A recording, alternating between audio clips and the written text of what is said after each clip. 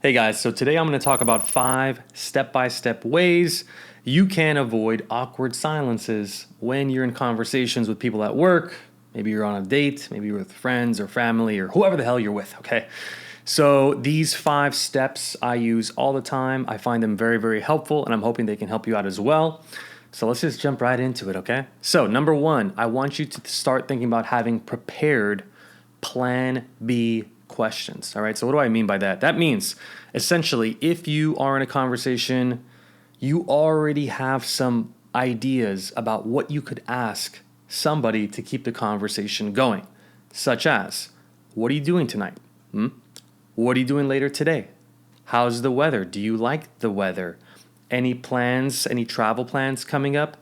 3 to 4 plan B questions, have them in your back pocket so that in any situation, if you feel like, oh my gosh, I'm looking pretty awkward right now, people see me as an introvert or whatever things you're telling yourself, you know at any point in time, you have those plan B questions that you can pull right from your back pocket, like I said, and use them at any time you want so that you can feel relaxed. This is how you become confident socially.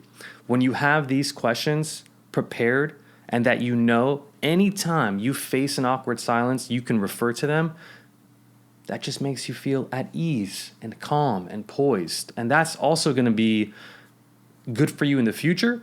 In any situation, if people see you, they're going to also be like, wow, this guy's actually really good at keeping the conversation going because you came in prepared with your plan B questions, okay?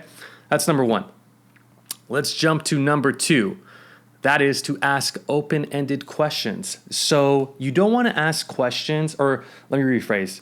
You want to try to limit how many yes-no questions you ask, okay? So instead of saying, are you traveling this summer, which can be answered with yes or no, you ask, where are you traveling this summer? All right? That prolongs, or not, that extends the conversation, I should say.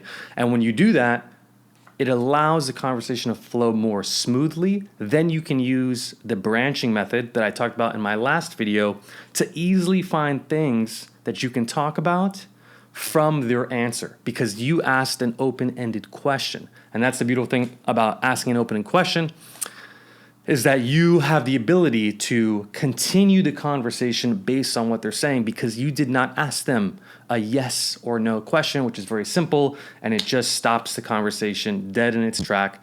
So ask as many open-ended questions as you can. That will allow you to let the person talk. People love to talk about themselves. So let them talk, listen, and then find those keywords using the branching method. I'll put a link in the description to that technique, so you can watch that video if you have not. But basically, you would listen to their conversation, find those keywords of subjects you want to talk about, and then you can pivot the conversation in a way that's more comfortable for you, okay? That's step number 2. Let's go to step number 3. Listen to learn.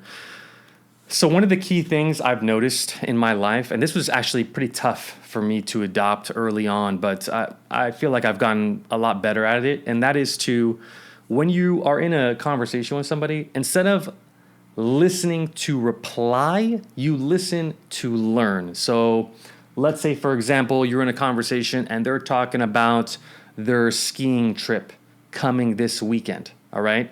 And you want to tell them about your skiing trip that you went on last year. That is called listening to reply, right? Because you want to chime in and give your 2 cents or share your story or what have you. And what I'm saying is, or what I'm suggesting is, you listen to learn. Because maybe they're talking about the ski trip, but they want to say that they got hurt on the ski trip. So can you imagine if they're telling you about this and you potentially cut them off and say, oh yeah, by the way, I went skiing too last year.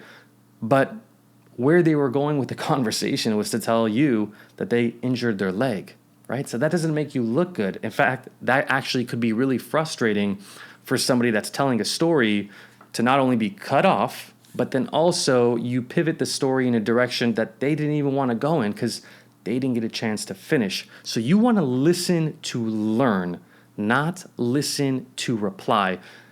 This is tough. I can't deny it. It's something that's taken me years to learn, and potentially every now and then I still struggle with it. I think it's just part of human nature at times. We just want to chime in and, tell people what we think or somehow connect it to our life and things like that. And there's a time and place for that. Don't get me wrong.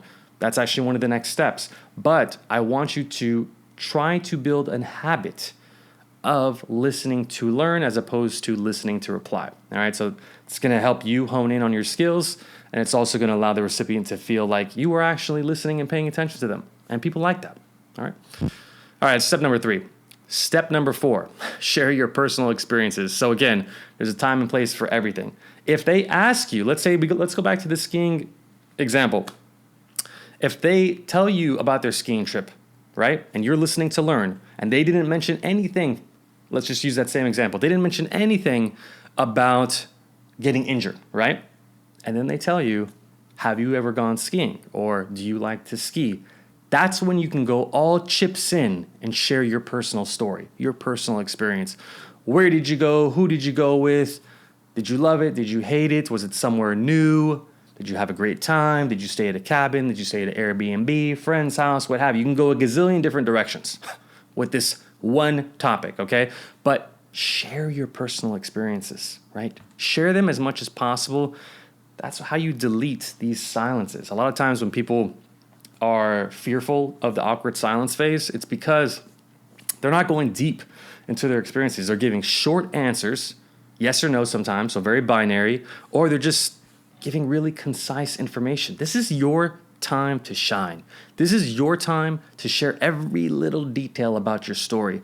In one of my future videos, we're going to talk about storytelling. But for now, tell everything you can about your story. Tell them what happened. Was there something that changed that was sudden or you didn't expect that occurred on your trip? Tell them. Go all chips in on your story, on your personal experience. People want to hear about it. They may find that they can connect with you more when you do that. So you not only are you being vulnerable, but you're being authentic. All right, these are 2 traits people love when they're in a conversation with somebody. Is if they can get along with you, is you are being. Let me rephrase.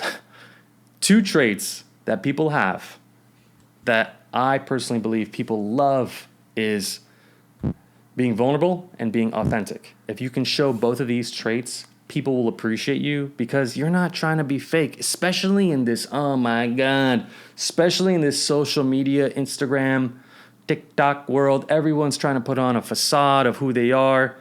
So if you keep it real, you keep it authentic, you're already in the top 10%, okay? So do your best to share your personal experience. Don't be afraid of being vulnerable or authentic, okay? Finally, number 5, be prepared with conversation topics, okay? So what do I mean by that? Basically what I'm saying is, let me just change the font right now because a little OCD is kicking in. Be prepared with conversation topics. So for example, let's say you work at a tech company, you're a software engineer, and you see a couple designers in the kitchen, right? And you're just like, oh my God, I got nothing in common with these people. Well, go in a little prepared. Ask them, what upcoming designs are you guys working on? What softwares do you guys use? Think about what you may want to talk about with them as you approach, as you walk up to them.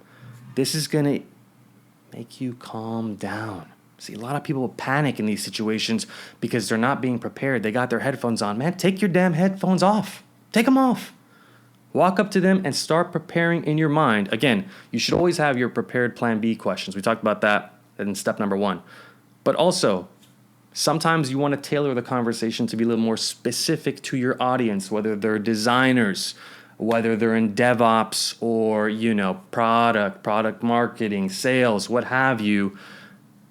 You want to come in with some specific conversations that's tailored to them, all right? And so it's not very complicated. Once you start doing it, once you start building that machine inside of you, you're going to find that it's actually quite simple to do because there's only so many questions that you can ask some of these people if you're not in their field. For example, in sales, hey, what are your sales goals this coming year, right? In product, hey, what features are you guys coming up with this year? Anything new? How's it different than last year, right? QA, quality assurance. Hey, what kind of testing methods are you guys using this year? Anything new? How about with AI? Are you guys mixing anything with that these days? what have you, right? So you just need to know surface level of what these departments do, and you can come in with very specific prepared questions.